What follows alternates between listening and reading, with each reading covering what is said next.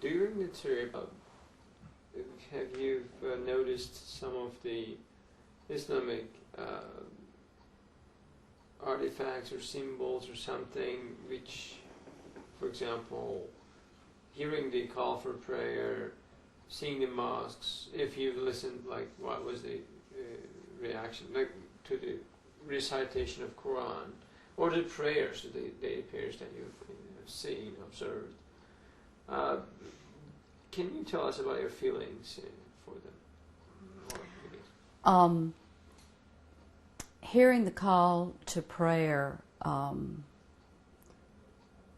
is my strongest memory of a reaction. I thought they were beautiful and compelling.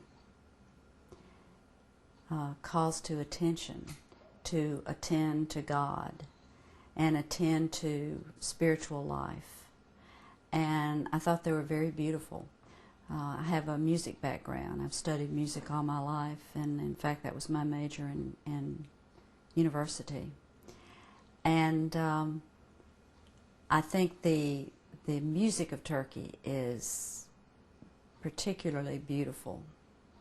It has a different structure and a different kind of tonal orientation than Western music has, and it's very beautiful. In fact, I had occasion to discuss with my choir director at church, who's quite a music academician, the structure of the Turkish music. And he talked about it in technical terms, on the one hand, which was very interesting. On the other hand, it elicits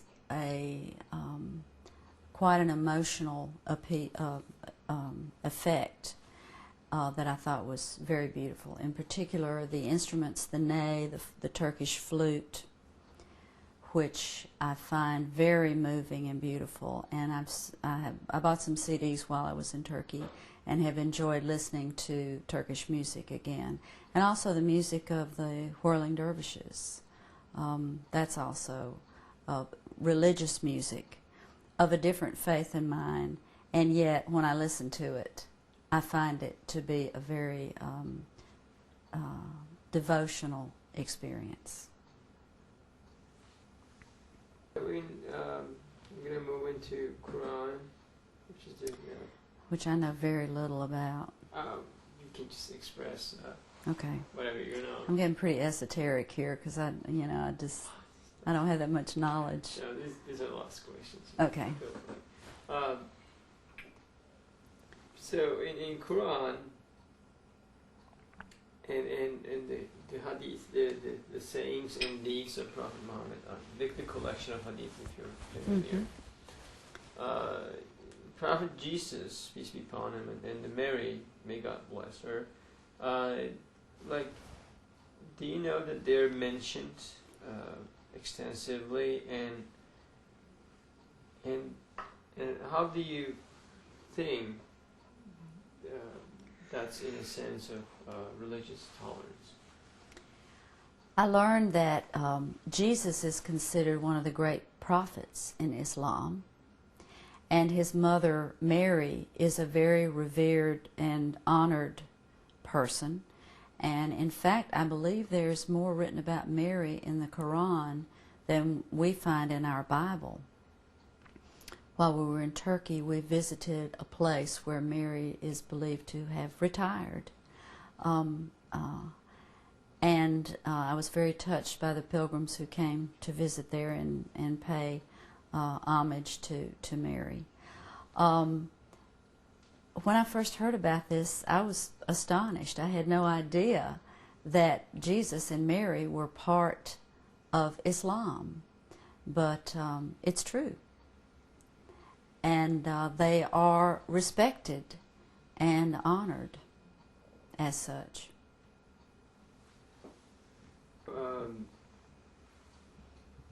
Did you, if you had a chance to read about some of the parts of the Quran, did you notice about the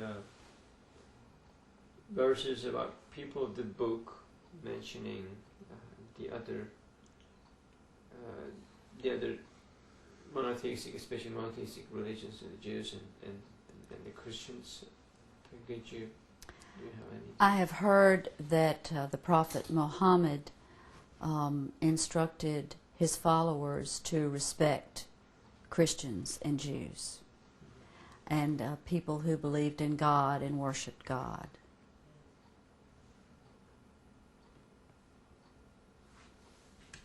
Do you think of this call, like this identification of the other religions as the people of the book?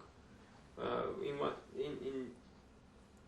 the love and respect and peace, like kind of mutual understanding in a humanitarian way, how would you put it in